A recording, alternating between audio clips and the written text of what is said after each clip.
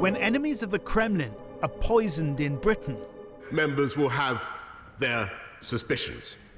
The finger of blame is quick to point Have their suspicions. to Moscow, and with good reason. Their suspicions. Georgy Markov was poisoned right here on Waterloo Bridge in 1978 by a pellet fired from a specially constructed umbrella. The KGB organised the assassination. That's the same organisation that nurtured and trained the man who's now president of Russia. Clearly, the practice of killing its enemies abroad has survived the collapse of the Soviet Union. So if today's revelation about the possible use of a nerve agent is correct, and there is a Russian connection, then who gave the order? There are three possible options. Option one is Putin. Under this theory, nothing happens without his say-so. Intriguingly, in 2006, Russia adopted a law that allows the president and the president alone to order the killing of its enemies abroad.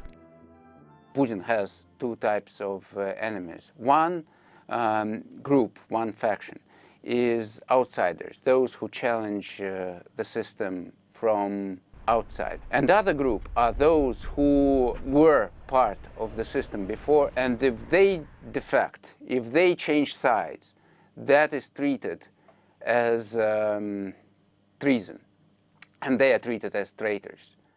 Sergei Skripal would certainly belong to the latter category. So did Alexander Litvinenko, the former FSB agent who died of polonium poisoning in London in 2006. The inquiry into his death concluded that the killing was probably approved by the head of the FSB and by Mr. Putin himself.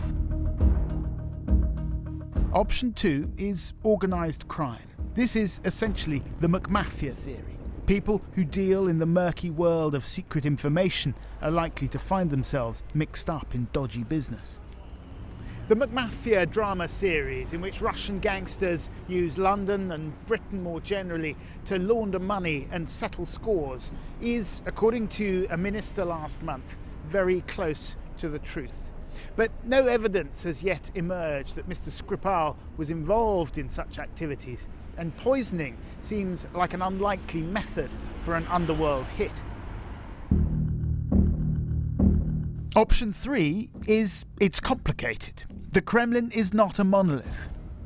There are different weaponized factions, armies, groups connected to the Russian state, to the power, that use this force, to intimidate their own opponents.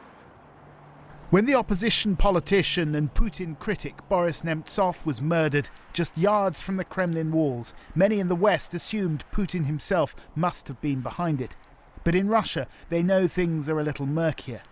The tragic story of Boris Nemtsov at least suggests that not every deadly order comes from straight above.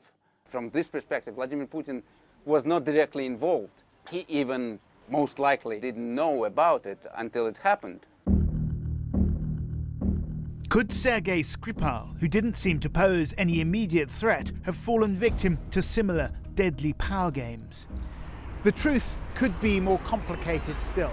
An underworld connection might not preclude the involvement of people with influence in the Kremlin, and rival factions inside the Kremlin operating without direct orders might still be doing so with the knowledge of those at the very top.